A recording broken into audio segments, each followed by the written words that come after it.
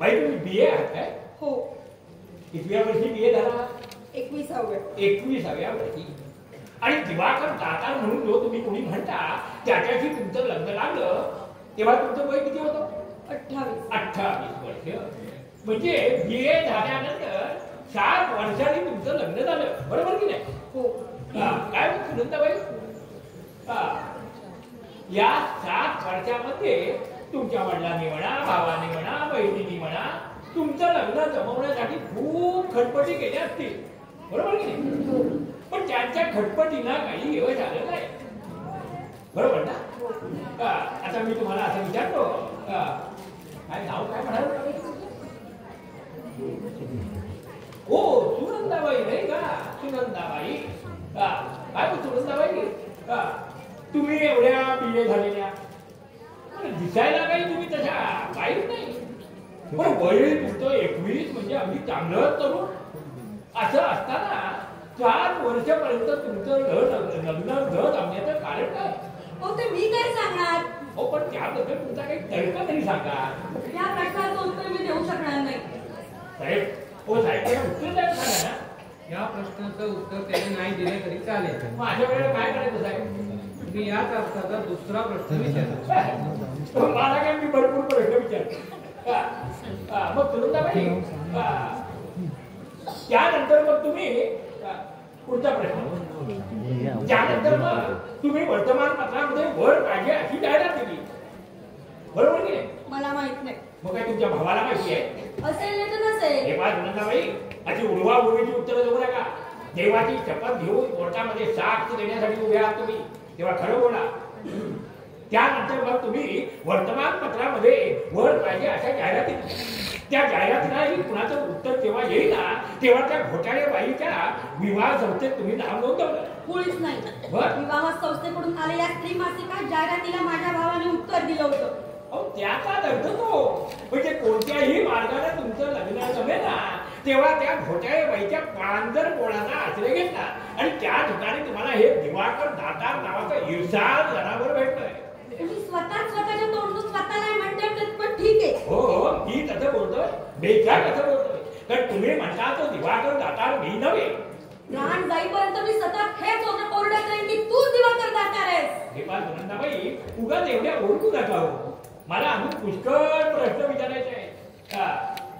काय हो सुनंदाबाई, या दिवाकर दातार बरोबर लग्न करण्यापूर्वी किती वेळा तुम्ही त्याला पाहिलं होतं?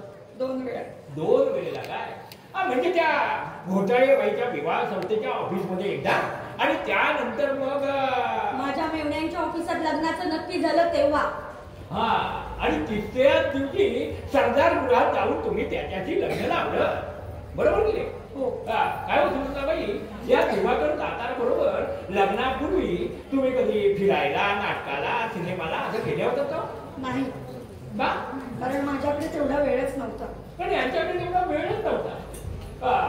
काय होत सुनंदाबाई, तुम्ही दाते आणि तो दातार म्हणजे तुमचं दोघांचंही गोत्र एकच होतं हे तरी मी तुम्हाला माहिती होतं का? बहुतेक नसेल, पण याला तेवढा वेळच नव्हता. तर काय हो तुम्ही सुनंदाबाई, त्याच्यामधून तुम्ही आधुनिक आणि तुम्हाला इतकी लग्नाची घाई झालेली होती. ते जाऊ दे, मला म्हणा त्याच्याशी काय करायचंय. काय हो सुनंदाबाई, हे दिवाकर दातार खरोखरच वाढवते राहणारे आहेत किंवा काय? त्यांची आपली इष्ट मंडळी कोण आहेत, कुठे आहेत, काय करतात याची तुम्ही चौकशी केली नाही. कारण काय? पण याला तेवढा वेळच नव्हता. बरं, हे दिवाकर दातार खरोखरच केंब्रिजचे एवढे आहेत किंवा काय? त्यांना बेंगलोर येथे महिना 1100 रुपये पगाराची नोकरी आहे किंवा नाही याची तुम्ही चौकशी केली नाही किंवा त्याचा तुम्हाला पुरावा त्याच्याकडे तुम्ही मागितला नाही. कारण काय? पण याला तेवढा वेळच नव्हता. त्याची चौकशी आम्ही केली. कुणाकडे? गंगूताईंजवळ. वारे वा, म्हणजे मोठी लायक पाहिजे नेते.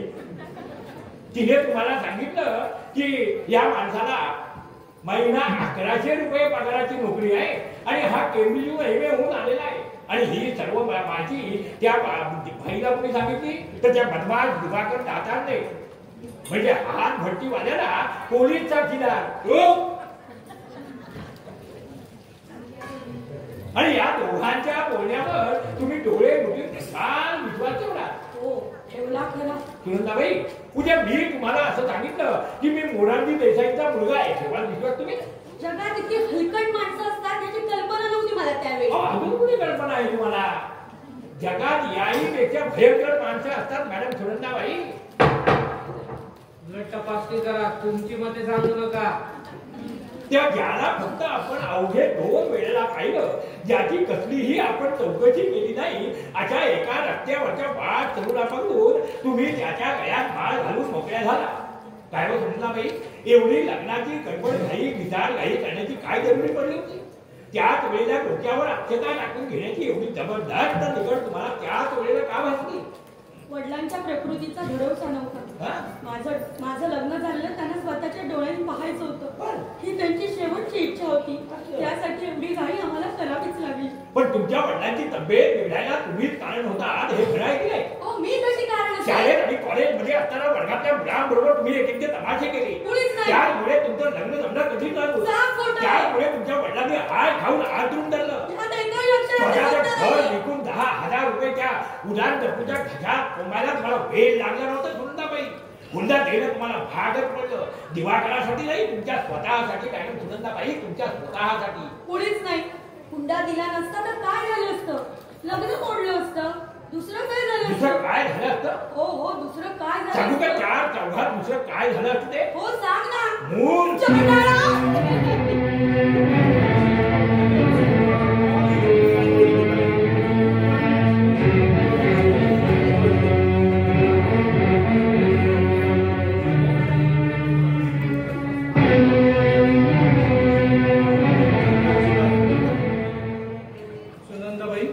तुम्हाला त्रास होत असेल तर तुम्ही आज घरी गेलात तरी चालेल.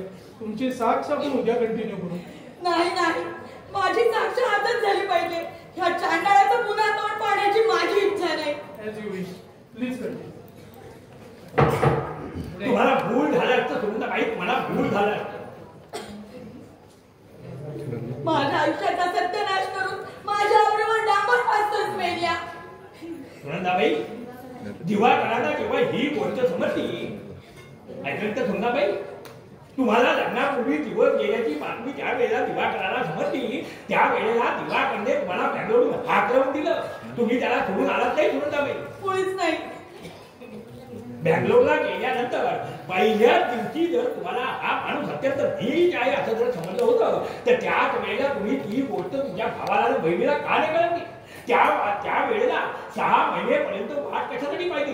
उलट दिवाकराबरोबर मी सुखाने संसार करत आहे अशी पत्र तुम्ही तुमच्या भावाला आणि बहिणीला पाठवलं की नाही? कुणाच्या धमक्या देऊन ती खोटी पत्र तूच माझ्याकडून लिहून घेतली होती. इतकाच जर आरोपीने तुमचा छळ चाललेला होता तर ही गोष्ट तुम्ही त्याच वेळी पोलिसांना का नाही कळवली? हो, कशी कळवणार साहेब? आरोपीने माझ्या पोटी इतकी भयंकर परिस्थिती निर्माण केली होती की काय करावं मला सुचत नव्हतं. वडील वारलेले, भाऊ घर विकून भाड्याच्या घरात राहिलेला. शिवाय आरोपीच्या जीवनातले रोजच्या रोज भयंकर प्रसंग पाहून मी अगदी हतबुद्ध होऊन गेले होते. काय करावं मला सुचत नव्हतं. या माणसाने माझ्या आयुष्याचा सत्यानाश केला. मला सर्वस्वी जगणं माझं असह्य करून टाकलं याने. काय करावे मला काही सुचत नव्हतं. मला वेळ लागायची पाळी आली होती. हो, वेळ लागायची पाळी आली होती. मग मी असं म्हणतो मॅडम सुनंदाबाई, अजूनही तुमचं डोकं ठिकाणावर आलेलं नाही आणि या वेळाच्या भागात कुणावर तरी सूर उगवायचा म्हणून तुम्ही माझ्यावर पोराऐवजी संन्यासाला मला सुरी देता. मी तुमचा दादा दिवाकर जाणार नाही. मी निपाणीचा तंबा पुता व्यापारी लखोबा लोखंडे. नाही नाही नाही, नाना तऱ्हेची सोंगे घेऊन माझ्या सर्वस्वाचा सत्यानाश करणारा तूच दिवाकर जाणार आहेस. तूच दिवाकर, तूच दाजी शास्त्री, तूच जॉनी वगैरे, तूच कॅप्टन अशोक परांजपे. बाई, तुम्ही कितीही शिव्या छाप दिले तरी तो मी नव्हे.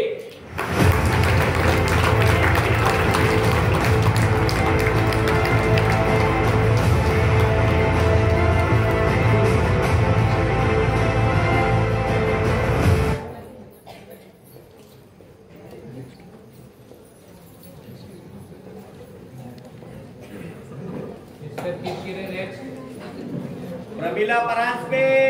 प्रमिला परांजपे. प्रमिला परांजपे. प्रमिला परांजपे हाजिर है. प्रमिला परांजपे. या त्या गेल्या.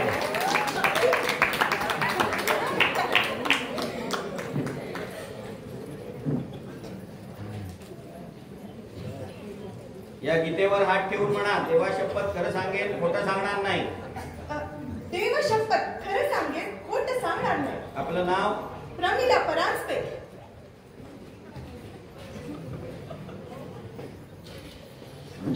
नाव काय म्हणालात बाई तुमचं? प्रमिला परांजपे. प्रमिला परांजपे. तुम्ही आरोपीला ओळखता?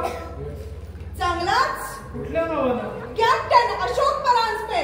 Captain Ashok Paranjpe. This is the fourth introduce your honour, captain Ashok Paranjpe. कर बंद